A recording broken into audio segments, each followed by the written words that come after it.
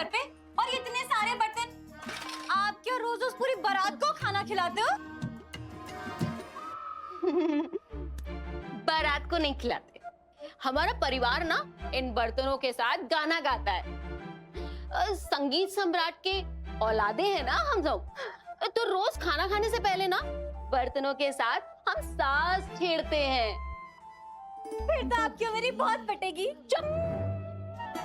बर्तनों में खाना खाया जाता है? क्यों बैल बुद्धि वाला सवाल पूछती है? खाने वाले 6 और इतने 50 बर्तन, इतने सारे ऐसे कैसे? और ये प्लेट टूटने वाली है नहीं टूटने वाली है? कभी हमने चेक नहीं किया। तो अभी चेक कर लेते हैं।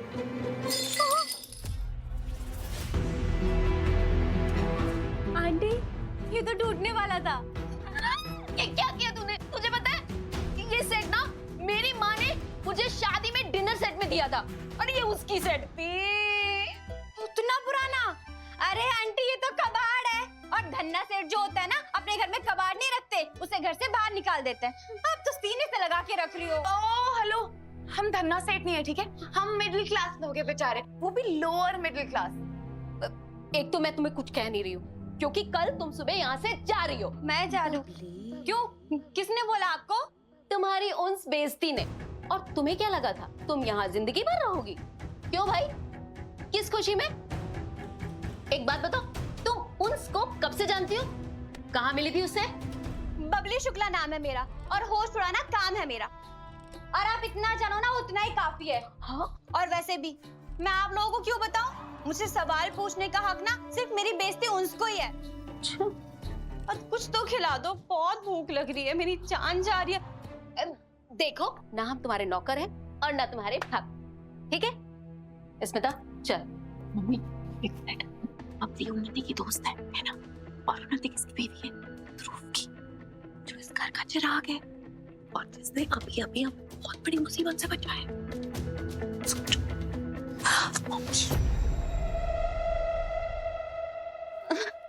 अच्छा बताओ, तुमको क्या खाना है? हाँ।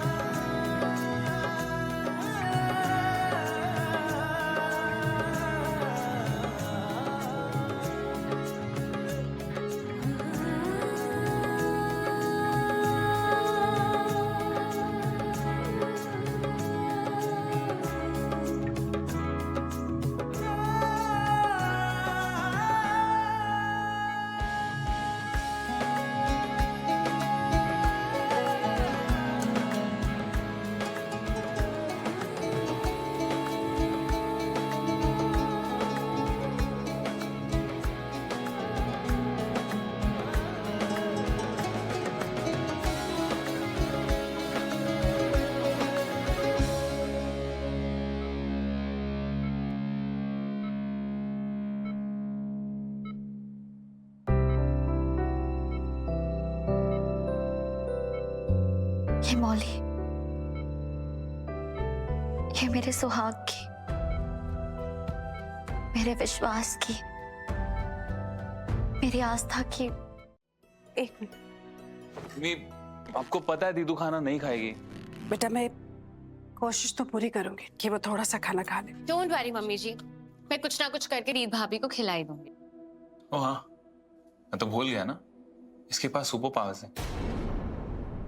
ध्रुव, एक तरीका है बात करने का। ध्रुव, अगर रीत भाभी से जिस तरीके से मैंने बात करी थी तुम इस वजह से मुझसे अभी भी गुस्सा हो तो वेरी सॉरी। मैं भैया को इस हालत में देख के होश में ही नहीं थी। तुम क्यों टेंशन ले रही हो उन्नति? वैसे भी दीदू को हमेशा ब्लेम तो करती रहती हो तुम। तुम्हारे भैया के साथ, फूफा के साथ, बुआ के साथ कुछ भी हो जाए, जिम्मेदार तो दीदू ही है ना? ध्रुव चुप हो जा, बात को आगे मत बढ़ा।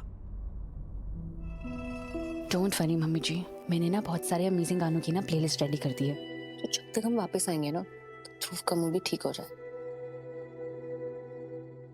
मम्मी जी लेट्स गो, भैया वेट कर रहे होंगे ना हमारा। प्रेग्नेंट लेडीज के लिए हॉस्पिटल में और भी ज्यादा खतरा बढ़ सकता है, तो प्रेग्नेंट लेडीज बार बार हॉस्पिटल ना जाएं।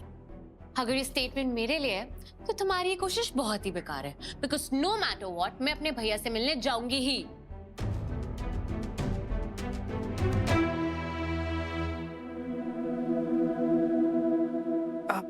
उन्नति बेटा, बेटा स्मिता कुछ गलत नहीं कह रही है।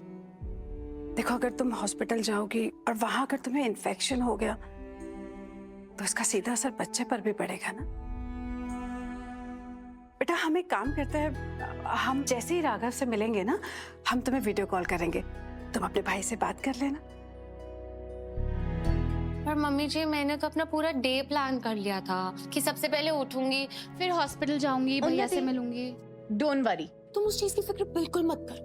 मैंने ना तुम्हारे लिए कुछ स्पेशल प्लान किया है। स्पेशल क्या? यही कि तुम और मैं तुम्हारी बेइज्जती बबली का सामान पैक कर रहे हैं। वो हॉस्टल जा रही है ना। हॉस्टल? हॉस्टल क्यों? मैंने एक पास में एक हॉस्टल देख के रखा है, ज्यादा दूर नहीं है और वो आराम से वहाँ शिफ्ट हो सकती है। Oh God, ये सब इतना जल्दी जल्दी क्यों हो रहा है? अब क्या करूं मैं?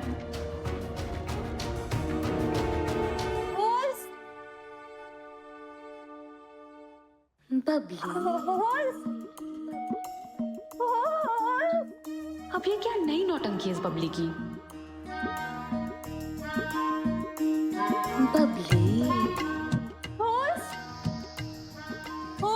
Stop calling me holes. एक और बार मुझसे बोलना ना तो खून कर दूंगी मैं तुम्हारा। आंटी